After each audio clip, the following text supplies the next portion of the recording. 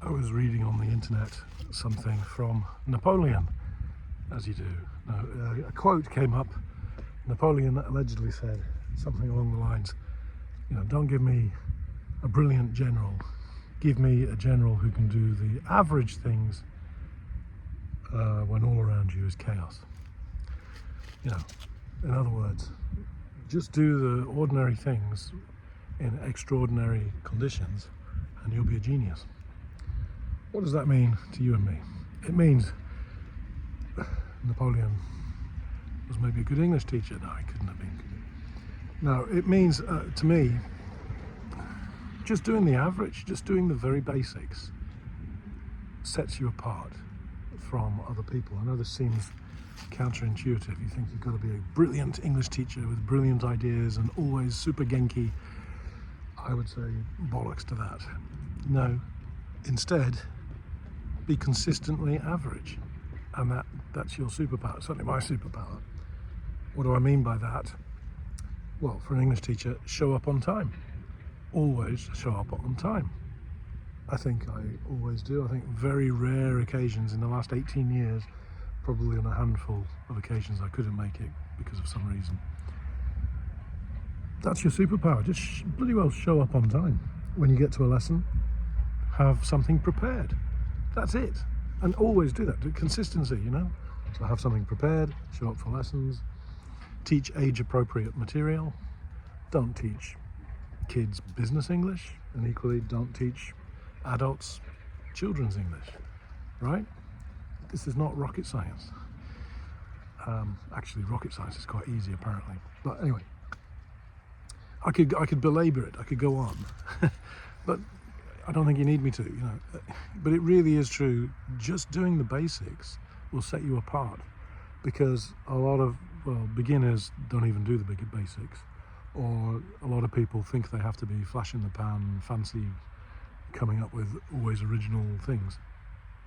No, just consistently show up day after day, do your stuff, show up even when you don't feel like teaching. Don't call in sick, never call in sick. I think in my life, well, no, as a self-employed person, I've never called in sick. I think I did when I faked the death of my grandmother so we could get a holiday. That's another story. But yeah, that's what you got to do, because when you're working for yourself, if you mess up, your family loses out. So don't mess up. And you'll find, especially maybe especially in Japan, but maybe everywhere, people do respect people who do the work and show up and do the basic minimum, and that's respected, and I think that's true the world over. Certainly coming back from a holiday in England, you see how people work in England. A nice place to live, horrible place to work, or nice place to work, horrible place to be a customer in England. The machines are often not working. Can I have this? No, sorry, we've run out. What do you mean you've run out? That kind of thing. Anyway, so stick to the basics and you will actually be an advanced teacher. Hey, I should probably flog one of my products. Yes. Why? By the very same name. I just finished writing 3 books for teachers.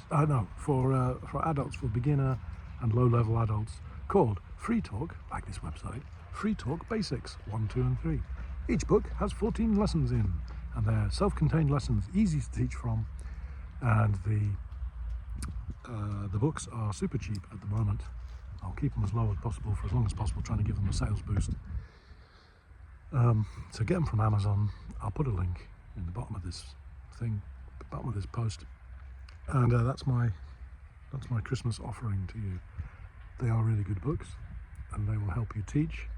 And if you're a little bit fuzzy on the main grammar points of English, they'll help you with that. And as you know, if you want to be a good teacher, if you want to learn anything, teach it. Once you teach it, you'll learn it. Get these books, Free Talk Basics 1, 2 and 3.